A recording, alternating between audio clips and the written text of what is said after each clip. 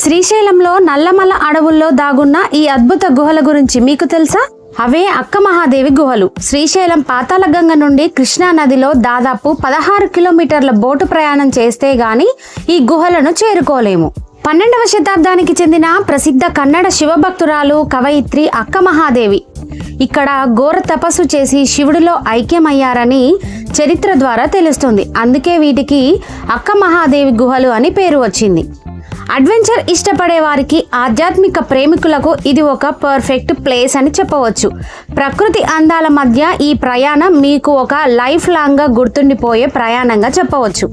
కొన్ని లక్షల సంవత్సరాల క్రితం సహజ సిద్ధంగా ఏర్పడిన ఈ గుహలు లోపలికి వెళ్లే కొద్దీ చాలా చీకటిగా, ఇరుకుగా మారిపోతాయి. ఈ గుహల చివరన నిరంతరం అభిషేకం జరిగే అద్భుతమైన శివలింగాన్ని దర్శనం చేసుకోవాలి.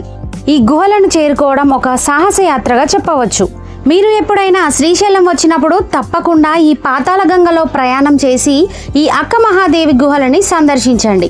అద్భుతమైన శివలింగాన్ని దర్శనం చేసుకోండి.